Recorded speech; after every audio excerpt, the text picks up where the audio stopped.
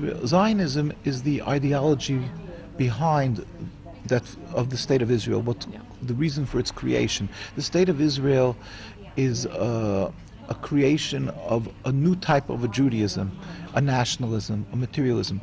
And as I explained, Judaism is one thing and one thing only: subservience to God, to accept God's rule, to serve Him, and not to try to create a state. In fact, this is maybe ironic, but in fact the Jewish law, since the destruction of the temple 2,000 years ago, expressly forbids the Jewish people of creating a state. We're not to have 1 inch of Jewish sovereignty, and for 2,000 years Jewish people, even though they went through trials and tribulations, the Inquisition, the Crusades, and many other types of suffering, they never bought a piece of land or tried to make a state. So because we know, it was clear, and to anybody today who is truly following the Torah knows that we are not to have even 1 inch of Jewish sovereignty, and that would be even in an uninhabited land. The fact that they created the State of Israel in a land that was inhabited by a people, by the Palestinian people, so now you are now transgressing a whole other part of the Torah that says that you're not allowed to kill, you're not allowed to steal, that one must be compassionate, one should emulate God, be compassionate. So in every facet, the State of Israel is contradictory to the Torah, flies in the face of what it means to be a Jew. And Jews around the world, mind you, whether it is in Jerusalem, whether it is in New York or here in London, where you have the more the religious the community, invariably you will find the more anti-Zionist, anti-state of Israel they are. We come from in New York. You won't, in Williamsburg, that's right across from Manhattan, there's not one Israeli flag. It's the most largest concentration of religious Jews. Here in Stamford Hills, you barely find the flag. Because why? Because the more the person is knowledgeable of his religion, he understands that it's unacceptable to have the State of Israel. It's unacceptable to subjugate, to oppress the Palestinian people. And in fact, I go around, usually I bring some papers with us, and we have, let's say, the traditional, a book called Traditional Torah Opposition to Zionism, where we have the documents, historic documents, and we show that, for instance, the chief rabbi of Palestine in 1947, a year before they created the state, pleaded with the United Nations, and he said, I'll just quote one line, "We furthermore wish to express our definite opposition to a Jewish state in any part of Palestine." This was by the chief rabbi of Palestine, and this is ongoing.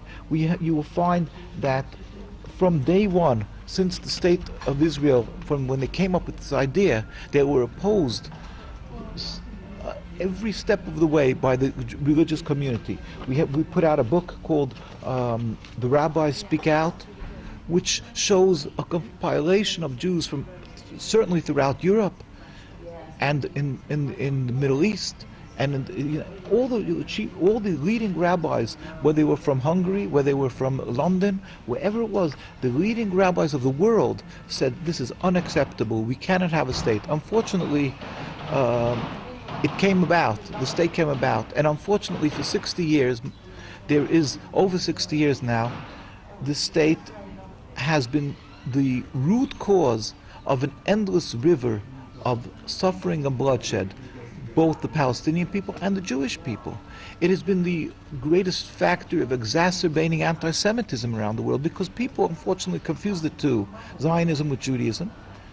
And when they see what the actions of the State of Israel, they immediately, it creates a mistrust, a hate for the Jewish people, and it could cause anti-Semitism.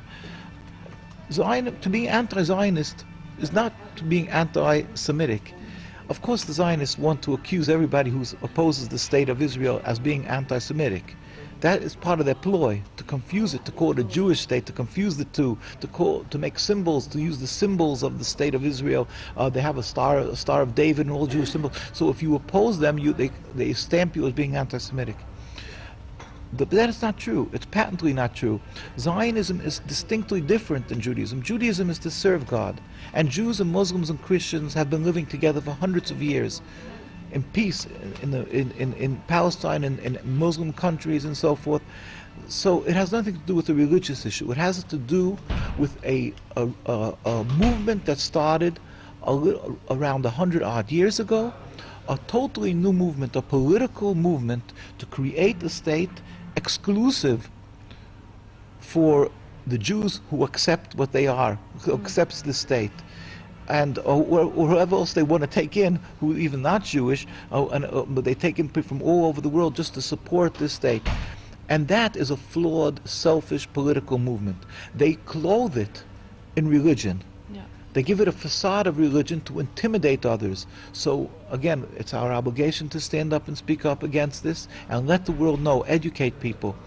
To be anti-Zionist is not anti-Semitic, and that they should know to separate the two.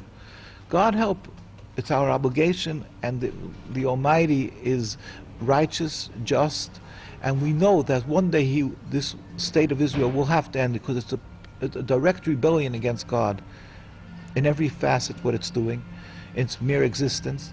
So it will end, but we pray to God it should end speedily and peacefully without any further suffering for the Palestinian people, the Jewish people, and the repercussions here, and whether it is in Hungary or other parts of the world where people spoke out against Zionism and they were right away vilified and suffered. So we stand up and plead to God that He should end it speedily and peacefully, this occupation of the state of Israel and the suffering from whoever suffers because of it. And we apologize profusely for the people who speak in our name, and let them, it pains us terribly, it pains us.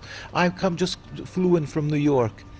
I can't tell you how many people we constantly, the rabbis, they contact us, and they're frustrated. They simply don't know how could they stop this constant attacks and intimidation what the Zionists are doing.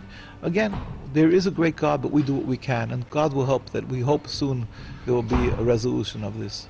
And I was going to ask, what are you facing? Because obviously what you stand for is against... Well, my colleagues, for instance, in the Holy Land, who are under the occupation, face attacks, brutal beatings by the Zionists. This is just a picture, one picture. You can look at us at nkusa.org, www.nkusa.org. Here you can see pictures of, and we have these thousands of pictures of Jews being brutally beaten in Palestine, in the occupied Palestine, in Israel, simply because they stand up and demonstrate against them. Why do they demonstrate? Because it's a rebellion against God. But not only that, the Zionist state of Israel, they totally ignore all that is holy. So for instance, they dig up graves. Not only they attack Palestinian people, they dig up graves for archaeological purposes. If there's anything standing in the way of a road or a hotel, they'll dig up a graveyard. While, for instance, in Cairo, they made a ring road, famous ring road, and it was through a Jewish cemetery, so out of respect for the cemetery, they built it on pillars, not to disturb the graves. In the state of Israel, it doesn't work like that. They have no respect whatsoever. Now they're trying to conscript all the Jewish men to go into the army, even though our people would rather die than support this rebellion against God. But so they brutally attack them, they beat them, and this is, you can see, these are the attacks on my Jewish brethren in Palestine. Again, this is an ongoing thing. It's unbelievable that the world have no idea of what is happening there. And mind you, it's not a small, like a little minority. You have here, let's say, for instance, this is in the front of the White House when Netanyahu came to visit President Obama. He see tens of thousands of Jews demonstrating against the state of Israel. And this is ongoing. This is in every part where you'll have a large religious Jewish community. Other places, Jews are intimidated. They're afraid of what will happen. That's why or else there will be hundreds of thousands more.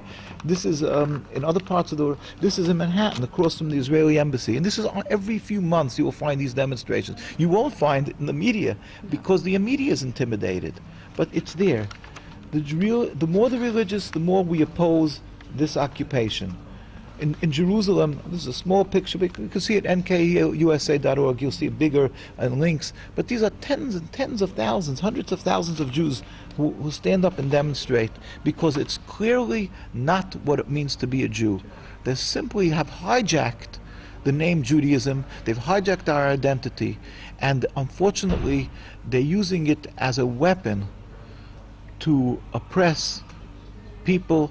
And unfortunately, the more there's bloodshed, the more they gain support, because then they it's like for them a win-win situation. The more the Jews suffer because of what they do, then they say you have to support us. So it's something which is it's a tragedy. We plead with the world to understand the difference, and we apologize for what the Zionists are doing in our name, and we hope and we pray to God for a speedy resolution, a peaceful end of the occupation, and that we can live together all in harmony as we've had for so many hundreds of years. How did you hear about JOBBIK? I mean, I know you're not involved in politics. Right. Actually, my colleagues, we have colleagues all over. We have many of my colleagues actually also travel to Hungary, because we have our ancestors, my grandparents. So my grandparents were killed in Auschwitz, but great-grandparents and others are buried there. And of course, the world gets. There's a lot of alternative media, and so the word got around, and we felt it's an obligation for us to go and stand up when we feel something an aggression of Zionism that's totally not right, something that is wrong here. And I may just mention that I am totally Hungarian. My father and mother both were from Hungary, born in Hungary. My father's generations from Hungary, so I'm Hungarian.